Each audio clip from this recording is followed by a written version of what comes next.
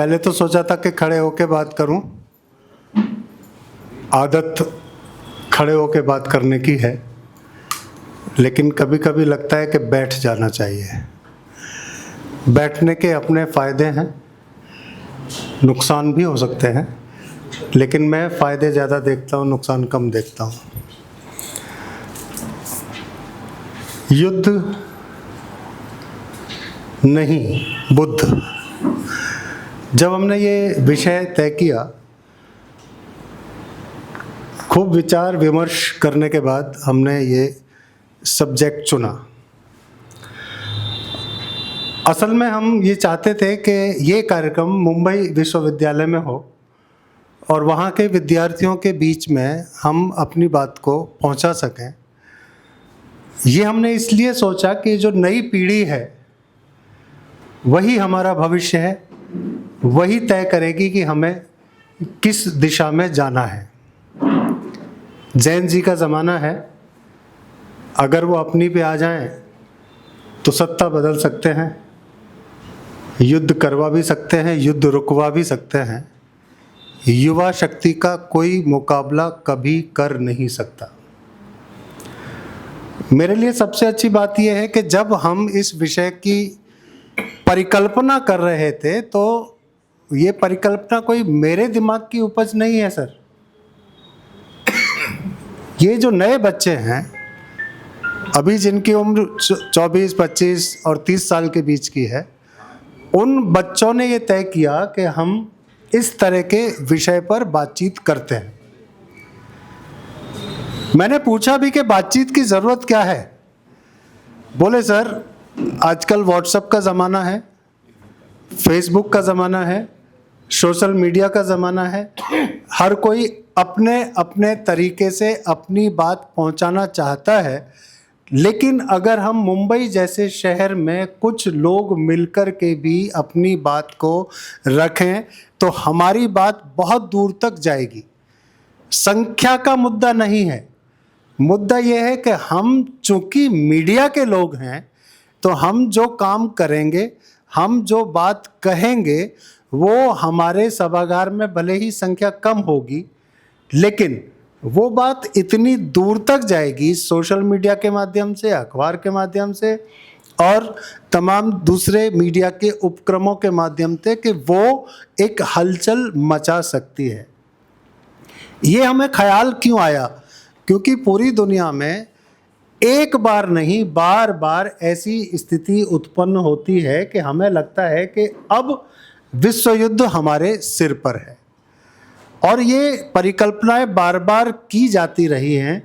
डरावना इसलिए लगता है कि इस पूरी दुनिया ने इससे पहले 2 बार विश्व युद्ध देखे हैं। पहला विश्व युद्ध हुआ, दूसरा विश्व युद्ध हुआ, और अब होगा तो वो तीसरा विश्व युद्ध ही कहलाएगा। वो अलग बात है कि किसी ना किसी वजह से वो टल जा रहा है, और ये जो टल जाना है ये ज़्यादा बेहतर स्थिति इसलिए बनाता है क्योंकि दूसरे विश्व युद्ध में हमने देखा कि परमाणु बम कितना तहस नहस कर सकता है मानवता को। तब परमाणु बम की स्थिति थोड़ी सी कम थी, अब बहुत ज़्यादा है। ईरान जैसे देश के पास भी है। कई सारे देश इस दुनिया में अब परमाणु अस्त्र से लैस हैं।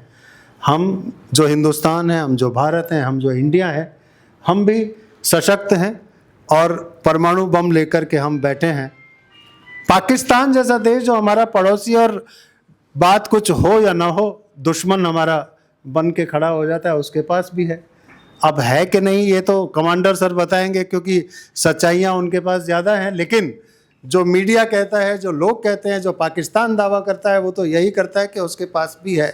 भले ही ना हो, भले ही डराने के लिए कह रहा हो, लेकिन परमाणु बम डर पैदा करने के लिए सबसे ज़रूरी हथियार इस पूरी दुनिया में बना हुआ है। और जब जब स्थितियां विकट होती हैं तब कौन सिरफिरा शासक परमाणु बम चला देगा, इसके बारे में कुछ नहीं कह सकते हैं। हमें ऐसा लगता है कि युद्ध जो है वो शुरुआत नहीं हो सकती, युद्ध अंत हो सकता है। मैं रवि जी से बात कर रहा था, मैंने बुद्ध को थोड़ा बहुत जानने की कोशिश की है। बुद्ध का जब बुद्ध जब उत्पन्न हुए, जब उनको ज्ञान मिला, बोधि वृक्ष के नीचे बैठे, उस वक्त की जो परिस्थितियां थी वो भी युद्धजन्य परिस्थितियां थी। ऐसा नहीं है कि उस वक्त बड़ी शांति थी और बुद्ध ने बड़ी आसानी से सब कुछ हासिल कर लिया होगा। उस वक्त बहुत ज़्यादा खून खराबा था। वो अलग बात है कि बुद्ध की प्रेरणा से सम्राट अशोक ने खून खराबा बंद किया। आज भी जब हम उड़ीसा जाते हैं तो वहाँ की नदी को लाल नदी नाम देकर के ही कहा जाता है, और वो जो नदी का लाल नदी जो कहा जाता है वो इसलिए कहा जाता है, उसी युद्ध क्षेत्र में लाखों लोगों का खून बहा और उस नदी का पानी लाल हो गया। उसके बाद अशोक का हृदय परिवर्तन हुआ, वो बुद्ध के साथ हुए और युद्ध को उन्होंने समाप्त किया। लेकिन मैंने पढ़ते पढ़ते पाया कि युद्ध की स्थिति से निकले हुए बुद्ध ने शांति अहिंसा की अपील ज़रूर की, सबको सिखाया कि हमें शांति अपनानी चाहिए। लेकिन जब जब बुद्ध धर्म के प्रचारक निकलते थे, शिवजी भाई आप आ जाइए प्लीज़, थोड़ा सा विलंब हुआ है लेकिन आ जाइए। शिवजी भाई आइए सर प्लीज़। शिवजी भाई आ गए हैं। तो उस वक्त की स्थितियों में भी जब बुद्ध के अनुयायी निकले देश में, दुनिया में, तब उन्होंने अहिंसा के साथ साथ आत्मरक्षा का भी मंत्र अपने अनुयायियों को दिया। ये जो युद्ध कला है, जिसको हम भारत में नियुद्ध कहते हैं, उसको हम तो भूल गए, लेकिन चीन ने उसको अपना लिया और चीन ने उसको कहीं कराटे का नाम दिया, कहीं दूसरे कई नामों से उसको जाना जाने लगा। लेकिन वो सब बुद्ध के अनुयायियों की दी गई रक्षा कला थी।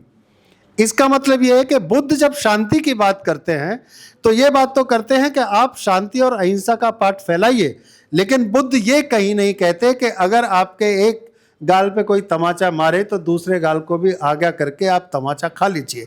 अहिंसा का मतलब ये बिल्कुल नहीं है कि आप पिटते जाइए, लोग आपको दबाते जाएंगे, लोग आपको कुचलते जाएंगे। अहिंसा का मतलब ये बिल्कुल नहीं है। अभी थोड़े दिन पहले मैं एक वीडियो देख रहा था जो सोशल मीडिया पर जारी हुआ। जैन धर्म के किसी संत का, रूमी सर पधार चुके हैं। मैं रूमी सर से निवेदन करूंगा कि सीधे हमारे बीच में ही आ जाएं, हमारे चीफ गेस्ट आज के Rumi sir. Thank you Rumi sir. Sorry sir please यहाँ आप लोग यहाँ बैठे। एक सूचना थी, चाय पीछे रखी हुई है, यहाँ अलाउ नहीं है पीने के लिए, इसलिए हम लोगों ने रिक्वेस्ट करके पीछे रखवाया। आप लोग वहाँ से लेके पी के